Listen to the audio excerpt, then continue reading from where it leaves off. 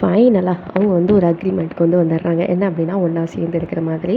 எதுவரைக்கும் அப்படின்னா, நம்ம இவங்களோட வீட்டு வேலைலாம் போய்க்கிட்டு இருக்குல்ல, அதெல்லாம் முடியறதுக்கு 1 மாதம் ஆகும். ஸோ 1 மாதம் இவங்க சேர்ந்து தங்குறதா முடிவு பண்ணுறாங்க. ஸோ அந்த டைமில் இவங்க தான் குழந்தைய பார்த்துக்கணும்.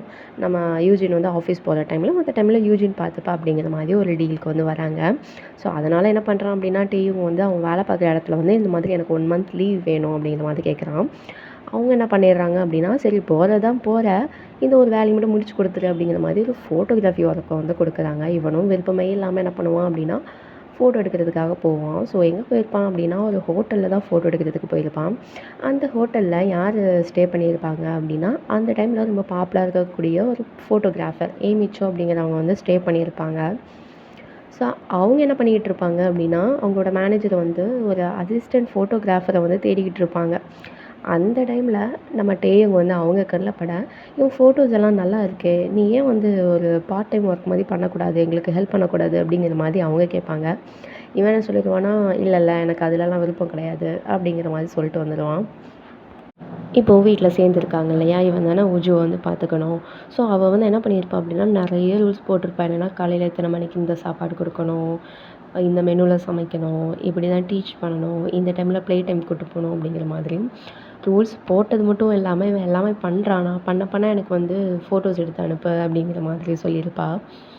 இவனும் எங்கள் வீட்டில் அந்த வேலையை பார்த்துக்கிட்டு இருக்க. யூஜின் அவளோட ஃபர்ஸ்ட் டே அவளோட ட்ரீம் கம்பெனியில் ஸ்டார்ட் பண்ணுறா. அந்த நேரத்தில் என்ன ஆயிரும் அப்படின்னா, வீட்டில் ஹீட்டர் வச்சுருப்பாங்க இல்லையா? அது ரிப்பேர் ஆயிரும். ஸோ அதனால இவங்க சுடு தண்ணியில் குளிக்கவே முடியாது. ஸோ அங்கெல்லாம் ரொம்ப டெம்பரேச்சர் டவுனில் இருக்கும்ல. ஸோ எப்போவுமே இவங்க ஹாட் வாட்டர் தான் யூஸ் பண்ணுவாங்க. இப்போ அது யூஸ் பண்ண முடியாதனால சரி ரிப்பேர் பண்ணலாம் ஆளை கூப்பிடலான்னு பார்த்தா, அவங்க கொள்ள காசு கேட்பாங்க. சரி நம்மளாவது குளிக்காமல் இருக்கலாம். பட் ஊஜு எப்படி குளிக்காமல் இருக்க வைக்கிறது? அப்படிங்கிற மாதிரி இவங்க வீட்டில் இருக்க எல்லா பாத்திரத்தையும் தொடச்சி எடுத்து அதுலலாம் தண்ணி வச்சு அவனை குளிக்க வச்சுக்கிட்டு இருப்பாங்க. இப்போ யூஜின் ஆஃபீஸ் வந்திருப்பா இல்லையா? ஸோ இன்டர்வியூவிலேயே என்ன ஆயிருப்பா அப்படின்னா, இவ ரொம்பவே ஃபேமஸ் ஆயிருப்பா. ஏன்னா நம்மட்ட இவங்க தான் லாபியில் நின்னு வைஃப் இன்டர்வியூ எப்படி போச்சு அப்படிங்கிற மாதிரி கேட்டிருப்பான் இல்லையா? அந்த வீடியோ வைரல் ஆகிட்டு இருக்கும். ஆனால் அதில் என்ன ஒரு ப்ளஸ் பாயிண்ட் அப்படின்னா, அந்த வீடியோவில் நம்ம யூஜினோட மூஞ்சி தெரிஞ்சிருக்காது. பட் இந்த வீடியோ தான் அந்த கம்பெனிலேயே என்னென்னா ரொம்ப ஒரு வைரலான வீடியோ. எல்லாருமே பேசிகிட்டு இருப்பாங்க. ஒன் ஆஃப் த இன்டர்னோட ஹஸ்பண்ட் தான் இப்படி பண்ணியிருக்காங்க அப்படிங்கிற மாதிரி. ஸோ எல்லோரும் இவளை பார்க்க இல்லை இல்லை அப்படின்னா யாருன்னே எனக்கு தெரியாதே, இதுக்கு எனக்கு சம்மந்தம் இல்லை அப்படிங்கிற மாதிரி சமாளிச்சிடுவா. ஸோ வீட்டில் பக்கத்து வீட்டில் ஒரு பாட்டியும் அவங்களோட பையனும் இருப்பாங்க. ஸோ அவர் என்ன பண்ணுவார் அப்படின்னா, ஊஜுவை பார்க்குறதுக்காக வந்திருப்பார். ஸோ அப்போ தான் இந்த மாதிரி ஹீட்டர் சரியாமல் போயிடுச்சு அப்படிங்கிற மாதிரி தெரிய, எனக்கு அந்த வேலையெல்லாம் நல்லா பார்க்க தெரியுப்பா, நான் பார்க்குறேன் அப்படிங்கிற மாதிரி பார்த்துட்டு இருப்பார். ஆனால் ரிப்பேர் பண்ண வந்தவர் என்ன பண்ணுவார் அப்படின்னா, மொத்தமாக போச்சு விட்டு போயிடுவார். ஸோ இது தெரிஞ்சு அவ வேலையை நம்மளை கொன்றுவாளே அப்படிங்கிற மாதிரி டெய்யுங்க மறைச்சி வச்சுக்கிட்டு இருப்பான். இப்போ புதுசாக இன்டர்னாக போயிருக்கா இல்லையா? அப்போ அவளுக்கு ஒரு டீமில் அசைன் பண்ணுவாங்க. ஒரு லீடர்ஸ்லாம் இருப்பாங்க இல்லையா? அந்த மாதிரி இவ்வளோ ஒரு டீமுக்கு அசைன் பண்ணுறாங்க. ஸோ அவளோட டீமோட பாஸ் யார் அப்படின்னா, இவளோட ஃபர்ஸ்ட் லவ்வர். ஸோ காலேஜில் இவங்க காலேஜ் லவ்னு வச்சுக்கோங்களேன். ஆனால் ஒருத்தர்கிட்ட சொல்லலை. பட் அந்த மாதிரி காலேஜ்லேருந்து பிரிஞ்சிருக்காங்க. பட் அவங்களுக்கு தெரியும் ஒருத்தரை. ஸோ அந்த மாதிரி ஒரு சிச்சுவேஷனில் பாஸ் அமையிறாங்க. அந்த நாள் முடிச்சுட்டு யூஜின் வீட்டுக்கு வந்தால் ஹீட்டரும் சுத்தமாக வேலை செஞ்சுருக்காது. இதை ஹவுஸ் ஓனருக்கு என்ன பண்ணுறாங்கன்னா இன்ஃபார்ம் பண்ணுறாங்க. ஸோ இப்போ வீடியோ வைரலாக போயிடுச்சுல ஆஃபீஸில், அதை இவங்கிட்ட சொல்லி புலம்புறா என்கிட்ட. ஸோ இந்த மாதிரி நீ பண்ணனால தான் இப்போ என்னோட மான மரியாதையெல்லாம் போச்சு. அதுவும் என் ஃபர்ஸ்ட் லவ் முன்னாடி நான் எப்படி மூஞ்ச காட்டுவேன் இதை தெரிஞ்சா அப்படிங்கிற மாதிரி புலம்ப. அப்போ தான் நம்ம டேயுங்க்கு ஓகே இவளுக்கு ஒரு ஃபர்ஸ்ட் லவ் இருந்திருக்கு, அதுவும் அந்த ஆஃபீஸில் தான் பாஸாக இருக்குது அப்படிங்கிற மாதிரி தெரிய வருது. ஸோ அடுத்த நாள்லேருந்து என்ன பண்ணிடுவா அப்படின்னா, இவன் பச்சை தண்ணியில் குளிச்சுட்டு போக ஆரம்பிச்சிடுவா. எதுக்காக அப்படின்னா, முன்னாடி தான் க்ரஷ் இருக்காங்க இல்லையா பாஸு, அவங்க முன்னாடி கொஞ்சம் நல்லா அழகாக தெரியணும் அப்படிங்கிறதுக்காக.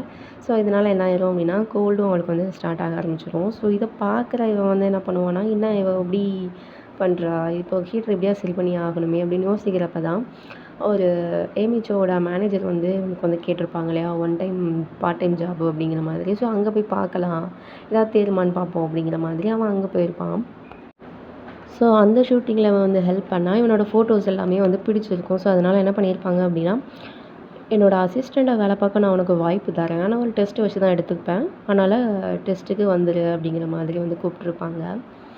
அந்த ஒன் டேயில் இவனுக்கு என்ன கொடுத்துருப்பாங்க அப்படின்னா, நிறையவே மணி கொடுத்துருப்பாங்க. இவன் என்ன பண்ணிடுவான், அதை வச்சு ஹீட்டரை ரிப்பேர் பண்ணிடுவான். எங்கள் ஆஃபீஸில் வேலை முடிஞ்ச உடனே நம்ம பாஸ் வந்து யூஜினுக்கு வந்து நான் உன்னை ட்ராப் பண்ணுறேன் அப்படிங்கிற மாதிரி ஆஃபர் பண்ணேன். அவங்க வரப்போ தான் என்ன பண்ணுறாங்க அப்படின்னா, அவங்களோட காலேஜ் லவ் ஸ்டோரியை காட்டுறாங்க. ஸோ 2 பேருக்குமே வந்து ஒருத்தர் ஒருத்தர் பிடிக்கும். ஸோ லவ்வை சொல்ல வரலாம் அப்படிங்கிறப்ப தான் நம்ம யூஜினுக்கு வந்து தெரிய வரும். ஸோ யூஜினுக்காக வந்து பாஸ் என்ன பண்ணியிருப்பாரு அப்படின்னா, ஒரு ஸ்காலர்ஷிப்பை வந்து வேண்டாம் அப்படிங்கிற மாதிரி சொல்லியிருப்பாங்க. ஸோ இதை தெரிஞ்சுக்கிற யூஜின் வந்து ஓகே, நம்ம வந்து கூட இருந்தோம் அப்படின்னா நமக்காகவே எல்லாத்தையும் விட்டு கொடுக்குற மாதிரி இருக்கும், அதனால் வேண்டாம் அப்படிங்கிற மாதிரி என்ன சொல்லிடுவான்னா, நான் வந்து அப்ராட் போய் படிக்க போகிறேன் அப்படிங்கிற மாதிரி சொல்லிடுவா. ஆக்சுவலாக 2 பேரும் லவ் பண்ணியிருப்பாங்க. பட் ஒருத்தர்கிட்ட ஒருத்தர் வந்து சொல்லியிருக்க மாட்டாங்க. இந்த மாதிரி அவங்க லவ் ஸ்டோரி வந்து முடிஞ்சிருக்கும். ஸோ அதுக்கப்புறமா இப்போ தான் வந்து பாஸ் அண்ட் எம்ப்ளாயியாக வந்து ஆஃபீஸில் மீட் பண்ணுறாங்க. இங்கே வீட்டுக்கு வந்தால் சுடு தண்ணி வேறு இல்லையே, பச்சை தண்ணியில் குளிக்கணுமேனு கஷ்டப்பட்டுட்டு வருவா. இவங்க சுடு தண்ணியிலேயே குளிர், ஹீட்டர்லாம் ரிப்பேர் பண்ணியாச்சு அப்படிங்கிற மாதிரி சொல்ல, இவங்க என்ன பண்ணுவாங்க, அதை செலிப்ரேட் பண்ணுறதுக்காக ஒயின் வந்து குடிப்பாங்க. ஸோ இந்த மாதிரி குடிச்சிட்டு பேசிக்கிட்டே இருப்பாங்க. கடைசியில் விடிஞ்சா பார்த்தா 2 பேரும் ஒரே பெட்லேருந்து எழுந்திரிக்க 2 பேருக்கும் பயங்கர ஆக்வர்டு மூமெண்ட்டாக போயிடும். அதுக்கப்புறமா ஒருத்தரை ஒருத்தர் பார்க்கும்போது என்ன இவங்க வந்து இவ்வளோ அழகாக இருக்காங்க அப்படிங்கிற மாதிரி அட்ராக்ஷன்லாம் வர ஆரம்பிச்சிடும். ஸோ இந்த டைமில் வந்து யூஜின் வந்து ஆஃபீஸில் வந்து ஒரு புது ப்ராஜெக்ட்லேயுமே வந்து ஒர்க் பண்ணிகிட்டு இருப்பாள். ஸோ அதனால் அவளை வந்து எக்ஸ்ட்ரா டைம் ஸ்பெண்ட் பண்ணுற மாதிரி இருக்கும். ஸோ நம்ம டேயுங் தான் வந்து இன்னும் கொஞ்சம் டைம் வந்து யூஜுவை பார்த்துக்கிறதுக்காக ஸ்பெண்ட் பண்ணுற மாதிரி இருக்கும். ஸோ அப்படி பார்த்துக்கிட்டு இருக்கிறப்ப தான் இவனுக்கு அன்றைக்கி குடிச்சிட்டு நமக்கு என்ன தான் நடந்துச்சு அப்படிங்கிற மாதிரி யோசித்து பார்ப்போம். அப்போ தான் ஒருத்தர் வந்து அவங்களோட ஸ்டோரிஸ் எல்லாம் ஷேர் பண்ணிக்கிறாங்க. அப்போ தான் யூஜின் சொல்லியிருப்பா என்னென்னா, எதுக்காக அவளுக்கு மழை பிடிக்கும் அப்படின்னு. இந்த மாதிரி ஒவ்வொரு டைமும் நாங்கள் வந்து முன்னாடி வந்து ஒரு குடோன் மாதிரி ஒரு அப்பார்ட்மெண்ட்டில் தான் இருந்தோம். அங்கே வந்து மழை பெஞ்சோம் அப்படின்னா செவுரெல்லாம் ஒழுக ஆரம்பிச்சிடும். அக்கா தான் என்ன பண்ணுவான்னா, குட்டி குட்டியாக ஸ்டார்ஸ் எல்லாம் ஒட்டி என்னை வந்து சேரப் பண்ணுவா. எப்போ மழை பெஞ்சாலுமே எனக்காக கார்ன் நிறையா போட்ட பேன் கேக்லாம் பண்ணி தருவா. அது வந்து கம்ஃபர்ட்டாக இருக்கும். அதனால எனக்கு மழை ரொம்பவே பிடிக்கும் அப்படிங்கிற மாதிரி வந்து சொல்லியிருப்பா. ஸோ இதை யோசிக்கிற அவன் அந்த டைமில் கரெக்டாக நல்லா மழை பெஞ்சுக்கிட்டு இருக்கும். சரி அவளுக்காக பேன் கேக்ஸ் பண்ணலாம் அப்படின்னு சொல்லிட்டு அவங்க அக்கா எப்படி பண்ணுவாங்களோ அதே மாதிரி கார்ன் எல்லாம் அதிகமாக போட்டு பேன் கேக் பண்ணியிருப்பான். பண்ணி வச்சுட்டு இவளுக்கு வெயிட் பண்ணால் வர லேட் ஆகிக்கிட்டே இருக்கும். சரி மழை வேறு பெய்யுது, நம்ம போய் பிக் பண்ணலாம் அப்படிங்கிற மாதிரி பஸ் ஸ்டாப் வருவான். பார்த்தா அங்கே பாஸ் வந்து யூஜினை வந்து ட்ராப் பண்ணால் இவனுக்கு அவ்வளோதான் பயங்கர ஒரு வெறுப்பாயிடும். சரி இதுக்காக நம்ம இவ்வளோ மெனக்கெட்டோம் அப்படிங்கிற மாதிரி. அதனால அவன் அப்செட்டில் என்ன பண்ணிடுவான் அப்படின்னா போயிடுவான். பட் யூஜின் வந்து பார்த்துருப்பா. ஓகே பேன் கேக் பண்ணியிருக்கானா அன்றைக்கி, ஓகே அப்படின்னு உள்ளே திறந்து பார்த்தா உள்ள ஃபுல்லாக கார்னாக இருக்கும். நம்ம அன்றைக்கி சொன்னதை வந்து ஞாபகம் வச்சுட்டு இவ்வளோ எஃபோர்ட் போட்டு பண்ணியிருக்கானே அப்படிங்கிற மாதிரி அவளுக்கு தோணும். இப்போ ஒரு நியூஸ் வந்து ஊரில் வந்து வைரல் ஆகிக்கிட்டு இருக்கும். என்ன இருக்குன்னா, ஏமி சோ வந்து கொடுத்த இன்டர்வியூ. அவங்களுக்கு வந்து இது வரைக்கும் ஒரு அசிஸ்டன்ட் கூட அவங்களுக்கு கீழே வேலை பார்த்தது கிடையாது. பட் ஏன்னா அவங்க வந்து வச்சுக்க மாட்டாங்க அசிஸ்டன்ட். ஸோ அப்படியேப்பட்டவங்க வந்து நம்ம டேயுங்கோட பேரை மென்ஷன் பண்ணி இவங்க வந்து என்னோடய ஷூட்டில் வந்து ஒர்க் பண்ணாங்க எனக்கு அசிஸ்டண்ட்டாக அப்படிங்கிற மாதிரி மென்ஷன் பண்ணியிருப்பாங்க. ஸோ இது வந்து பார்க்குற யூஜினும் செலிப்ரேட் பண்ணுவாள். ஸோ அங்கே வேலை பார்க்க போறியா, உனக்கு ஃபோட்டோகிராஃபினா பிடிக்குமா அப்படிங்கிற மாதிரி. அப்போ தான் வந்து அந்த ட்ரங்கன் நைட்டில் அவங்க என்ன பேசுனாங்க அப்படிங்கிறத வந்து காட்டுறாங்க. ஸோ ஆக்சுவலாக நம்ம டேயுங்கும் சொல்லியிருப்பான் எதுக்காக வந்து அவன் ஃபோட்டோகிராஃபியை வெறுக்கிறான் அப்படிங்கிற மாதிரி. ஏன்னா ஃபர்ஸ்ட் கேமரா அவங்க அண்ணன் தானே வாங்கி கொடுத்துருப்பா. அதனால தான் அவனுக்கு இன்ட்ரெஸ்ட்டே வந்திருக்கும். பட் விட்டு போனதுலேருந்து அந்த ஃபோட்டோகிராஃபியும் நம்ம ஏதோ அவனுக்காக தான் பண்ணுற மாதிரி இருக்குது, எனக்கு அது பிடிச்சி பண்ண மாதிரி எனக்கு தெரியலை, அதனால தான் நான் அதை வெறுக்கிறேன் அப்படிங்கிற மாதிரி சொல்லியிருப்பான். அப்போ அதுக்கு யூஜின் என்ன சொல்லியிருப்பா அப்படின்னா, அது எப்படி நீ உங்கள் அண்ணனுக்காக தான் அது பிடிச்சிக்குன்னு சொல்லிடுற, ஒரு டைம் அது நீ ட்ரை பண்ணி பாரு, உனக்கு அது பிடிச்சிருந்தா மேபி அது உன்னோட பேஷனாக கூட இருக்கலாம்ல அப்படிங்கிற மாதிரி. இப்போது அதை டேயுங் யோசிச்சு பார்க்க, சரி நான் வந்து இன்டர்வியூ கூப்பிட்டாங்க, நான் எதுக்கும் போய் ட்ரை பண்ணுறேன் அப்படிங்கிற மாதிரி சொல்லுவான். அடுத்த நாள் தான் இன்டர்வியூ போகணும். ஆனால் வந்து யூஜினும் ரொம்ப வந்து ஒர்க்கில் பிஸியாக இருப்பாள். டேயுங்கும் ஊஜு என்ன பண்ணுறதுன்னு தெரியாது. அதனால் என்ன பண்ணுவான் அப்படின்னா, ஊஜுவை கூடயே கூட்டிகிட்டு போயிடுவான் ஸ்டூடியோவுக்கு. ஸோ யூஜின் என்ன மாட்டிவா அப்படின்னா, ஒரு லாஸ்ட் டைம் ப்ரெசன்டேஷன் கொடுக்குற மாதிரி இருக்கும். ஸோ அதுக்கு அவங்க என்ன பண்ணிடுவாங்க, பாஸோட ஸ்டே பண்ணி அந்த ப்ரெசன்டேஷன் முடிக்கிற மாதிரி ஆயிடும். இங்கே ஃபோட்டோ எடுத்துக்கிட்டு இருப்பான் நம்ம டேயுங்க. யூஜி வந்து அங்கங்கே விளாண்டுக்கிட்டு போயிருக்கா. என்ன ஆயிரும்னா அவனுக்கு வந்து அடிபட்டுரும். ஸோ ஹாஸ்பிட்டல் கூப்பிட்டு போனால் அவங்க வந்து கார்டியனோட சைன் வேணும் அப்படிங்கிற மாதிரி கேட்பாங்க. இவனும் வந்து யூஜினுக்கு அடிச்சுக்கிட்டே இருப்பான். பட் அவன் எடுக்கவே மாட்டான். பயங்கரமாக கோவம் வந்துடும். ஒன் டைமில் அவள் வந்து தெரிஞ்சு ஹாஸ்பிட்டல் வந்தால், குழந்தைய நீ தானே பார்த்துக்கிறேன்னு வாங்கிட்டு வந்த, பொறுப்பாக நடந்துக்க மாட்டியா? ஃபோன் அடித்தா எடுக்கவே மாட்டேங்கிற. ஹாஸ்பிட்டலில் வந்து உன்னோட நம்பர் கையெழுத்து கேட்குறாங்க. எவ்வளோ நேரம் உனக்கு அடிக்கிறது? அவனுக்கு அவ்வளோ ரத்தம் போய்கிட்டு இருக்கு. எனக்கு ரொம்பவே பயமாக இருந்துச்சு. என்ன பண்ணிக்கிட்டு இருக்க? எதுக்காக குழந்தைய பார்த்துக்க முடியலன்னா எதுக்காக வாங்குற? அப்படிங்கிற மாதிரி கத்திடுவான்.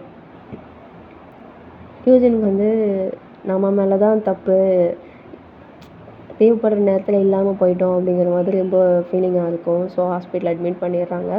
அப்போ தான் டாக்டர்ஸ் என்ன சொல்கிறாங்க அப்படின்னா, இந்த பையன் வந்து வெளியே காட்டிக்கலனாலும் அவங்க அப்பா அம்மா இழந்ததை வந்து அவன் ஒரு டிப்ரெஷனில் இருக்கான். ஆனால் அதனால் நீங்கள் என்ன பண்ணுங்கள், இன்னுமே கொஞ்சம் அதிகமாக அவனை கேர் பண்ணிக்கோங்க அப்படிங்கிற மாதிரி சொல்லி அனுப்பிச்சி விட்றாங்க.